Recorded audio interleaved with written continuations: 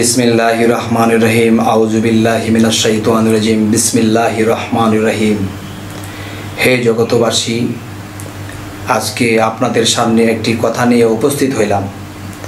সেই কথাটি হলো যে আমরা এই পৃথিবীতে বেঁচে আছি ঠিকই, এবং ধর্ম পালন করি এবং নবী ও রাসূলের আইন পালন করে চলি, কিন্তু এর ফাঁকে দিয়ে কিছু কিছু জিনিস বাকি রয়ে গেল।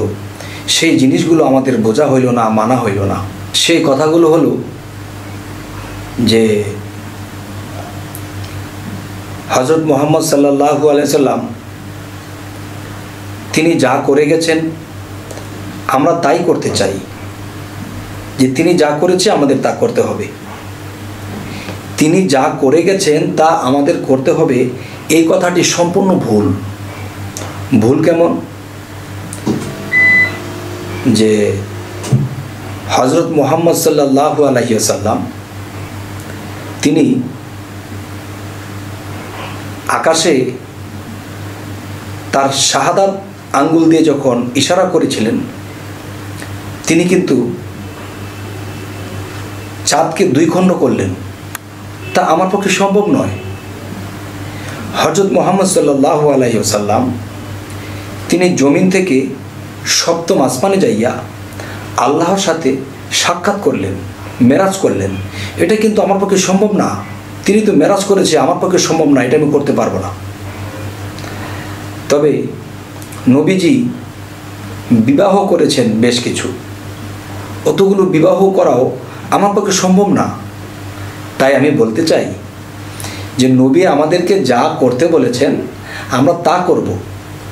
নবী যা করেছে তা আমাদের পক্ষে সম্ভব না, আমরা তা করতে পারবো না। তাই বলতে চাই যে হাদিস কোরআনের দিকে যদি আমরা লক্ষ্য করি, তো এখানে আল্লাহ নির্দেশন দিয়েছেন কোরআনে, নবী নির্দেশন দিয়েছেন হাদিসে।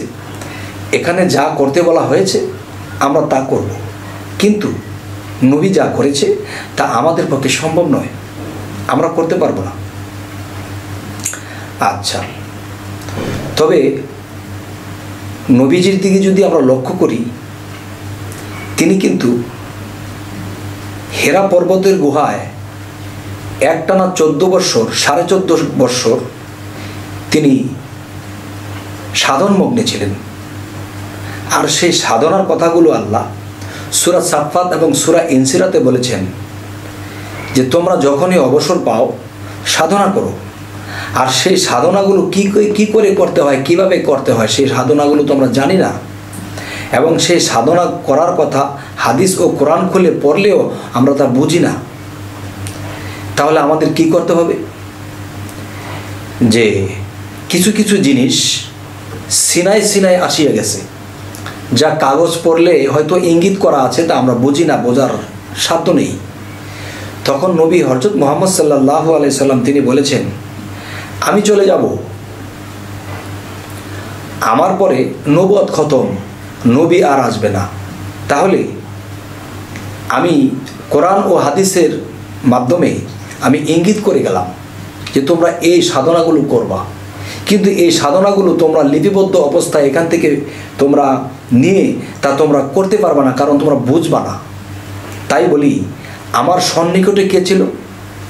হযরত আলী ছিল বা অন্য সাহাবারা ছিল। এবং হযরত আলী যখন চলে যাবে, এই শিক্ষাগুলো কাউকে সিনায় সিনায় দিয়ে যাবে, আবার তিনি আরেকজনকে দিয়ে যাবে, তিনি আরেকজনকে দিয়ে যাবে। ঠিক খাজা মঈনুদ্দিন চিশতি এবং বড় পীরের মাধ্যমে আমরা কাদরিয়া চিশতিয়া তরিকতের মধ্যে এসে গেলাম। তখন দেখা যায় এই সিরিয়াল বাই সিরিয়াল সিনাই সিনাই যে জিনিসটা, সেটা এসে গেছে। এখন হাদিস ও কোরআনের দিকে লক্ষ্য করলে সেই শিক্ষাগুলো আমরা পড়লেও বুঝি না। তাই বুঝি না বলে আমরা সাধন করতে পারতেছি না। আর এখন কি করতেছি? আল্লাহকে ডাকতেছি, নামাজ পড়তেছি, জিকির করতেছি। কিন্তু নামাজ আর জিকির করতে হলে আমার আগে কি করতে হবে? আমার নিজেকে পবিত্র করতে হবে। আর নিজেকে যখন আমি পবিত্র করব, তখন সেই কালবের মধ্যে আল্লাহ আসবে। এরপরে আল্লাহ যখন একটা মানুষের মধ্যে আসবে, তখন সেই কালটা হবে হুজুরি কাল।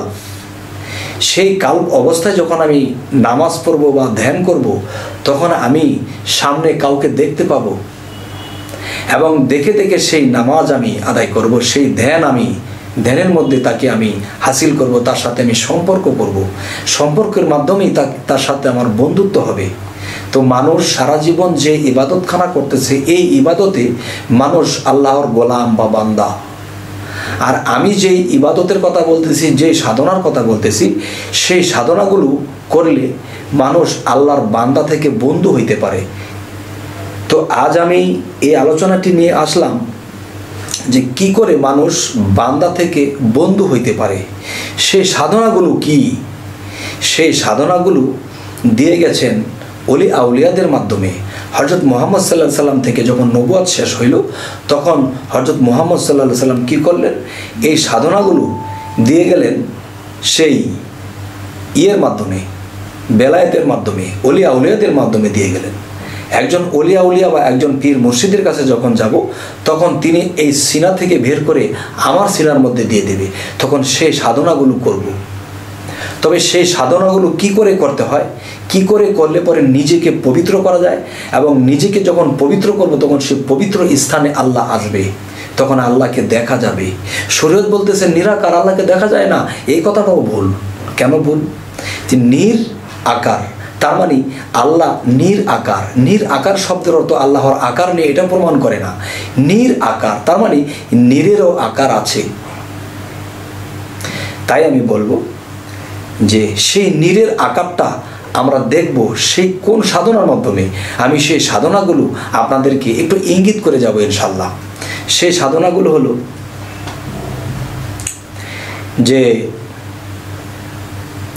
হাইতনা তাওয়ায় দিবানিশি হয়ে যাওগে কামার পোড়া, এই শেষে যাবে লালবাজারে চারি রঙের নিশানুরে অগ্নির মতো ধুধু করে মধ্যে জিনিস ভরা, হে হরফের চাবি দিয়া সদাই গিয়ে ঘোরা, এই তালা খুললে নয়ন মেলে দেখবে সাদা তিন কোঠরা, এই তিন তালাতে এক নাম ফুটে হাহাকার এক শব্দ ওঠে, এই ঢেউ লাগে ত্রিবেণীর ঘাটে দেখছে রসিক যারা, এই ভালোবাসা ভবের আশা মিটাই আছে তারা।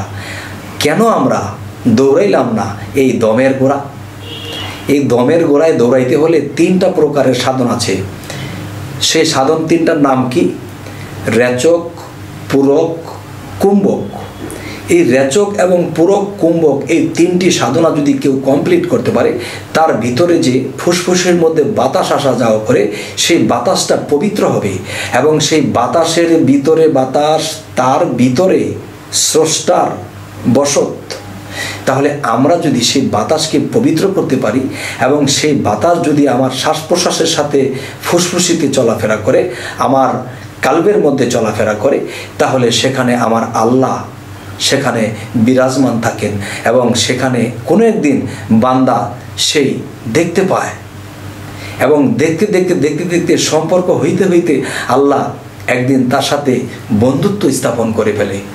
আর যেদিন বন্ধু হয়ে যায়, তখন সূরা ইনসিরাতে বলেছে যে তোমরা যখনই অবসর পাও সাধনা করো, এবং আমার বন্ধুদের কোনো ভয় নেই, তারা চিন্তিতও হবে না। তবে যারা চিন্তিত হবে না তারা কারা? তারাই একমাত্র আল্লাহর বন্ধু। তো বন্ধু হতে হলে আমাদের যে কি সাধন করতে হবে, আমি আরেকটু সাধনার কথা ইঙ্গিত করি। যাবে যদি ছুটে আয়ে সন্তরে কই মন পাগল, ঘোর অন্ধকার ভয়ের সঞ্চার না আছে পথের সম্বল, অষ্টধাতুর দেহখানি চালাইতেছে খুদ কোম্পানি, এই মধ্যস্থলে আছে পানি, হাওয়ার যুগে হয় প্রবল, উপরে জলে পরশমণি, নিচে গোমায় অষ্টফণি, হংসরূপে ওঠে ধ্বনি, সোহাং শব্দে চলাচল, এই মূলদ্বার হইতে নিয়া কুম্ভকে দুম আটকা দিয়া, ধীরে ধীরে চকম দিয়া ধ্যান করো সহস্রদল। সহস্রদলটি কোথায়? এই আজ্ঞা চক্র ভেদ করিয়া করিল জাতির বিচার, সেই দেশেতে গেলে পরে মুক্ত জীব বলে তারে। তাহলে আমরা যদি মুক্ত হতে চাই, এই পৃথিবীর সমস্ত বাঁধন থেকে যদি আমরা মুক্ত হতে চাই, তাহলে আমাদের এই সাধনাগুলো করতে হবে। যেই সাধনাগুলো হযরত মুহাম্মদ সাল্লাল্লাহু আলাইহি সাল্লাম হেরা পর্বতের গুহায় করেছিলেন। তখন কি হয়েছিল?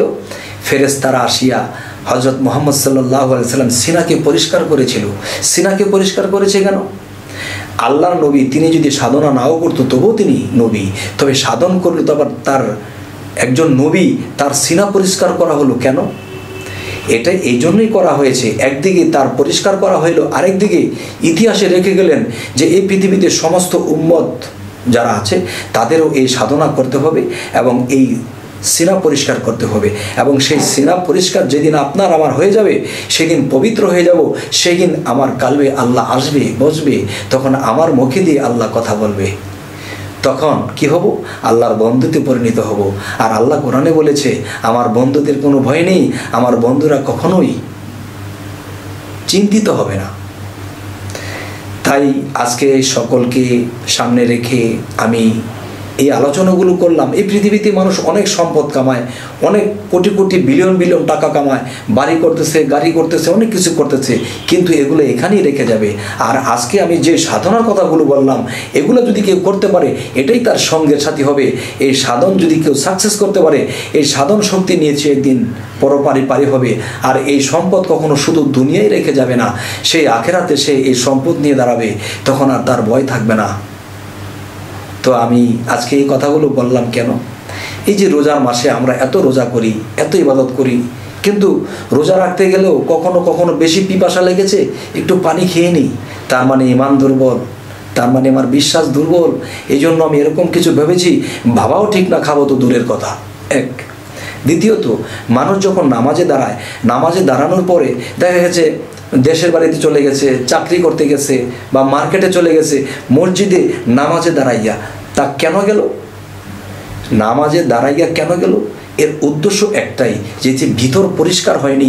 এই জন্য হযরত মুহাম্মদ সাল্লাল্লাহু আলাইহি সাল্লামকে এই সাধনার মাধ্যমে এই ফেরেশতাগণ আসিয়া তার সিনাকে যখন পরিষ্কার করা হইল, তখন তিনি নামাজে বসু, ধ্যানে বসু, তিনি ডুবিয়া যাইতেন, আল্লাহর প্রেমে ডুবিয়া যাইতেন।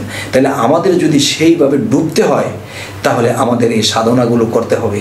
আর এই সাধনাগুলো কোনো কোরআন হাদিসে পাবেন না, এখানে স্পষ্ট দেওয়া হয়নি। হয়তো বলেছে যখনই অবসর পাও সাধনা করো, এই কথাটা বলেছে, কিন্তু সাধন কি সাধন করবা, কোনভাবে করবা, এটা বলা হয়নি। এটার জন্য আল্লাহ বলেছে যে তোমরা আমার বন্ধুদের কাছে যাও, ওলিয়া উলিয়াদের কাছে যাও, তারা আমার কাছে বন্ধুত্ব স্থাপন কিভাবে করেছে তারা জানে, কোন কোন সাধনা করেছে তারা জানে। আমরা যদি তাদের কাছে যাই, তাহলে এই সাধনগুলো আমরা পাবো এবং নিজেকে পবিত্র করে এই পৃথিবীর থেকে একদিন মহাপবিত্র হয়ে সেই মহাপবিত্র আল্লাহর সাথে মিশতে পারবো। তাই আজকে শর্টকাটে এই কথাগুলো বললাম। যদি দয়া করে আমার এই কথাগুলো কেউ বোঝেন এবং মানেন এবং একটা পর্যায়ে পবিত্র হতে পারেন, তাহলে এই আমার জীবনটা ধন্য হবে। আজ এই লাইটিং করে, এই ভিডিও করে আপনাদের সামনে এই কথাগুলো বলা আমার সার্থক হয়ে যাবে এবং আপনারাও উত্তীর্ণ হয়ে যাবেন ইনশাল্লাহ। তো আজ এই বলেই রাখবো। তবে একটা কথা, আমাদের চ্যানেলের কথাগুলো যদি আপনাদের ভালো লাগে, তাহলে আমাদের বাকি ভিডিওগুলো আপনাদের সামনে উপস্থিত হয়ে যাবে, সাবস্ক্রাইব করুন। আজ এই বলেই রাখছি। আল্লাহ হাফেজ।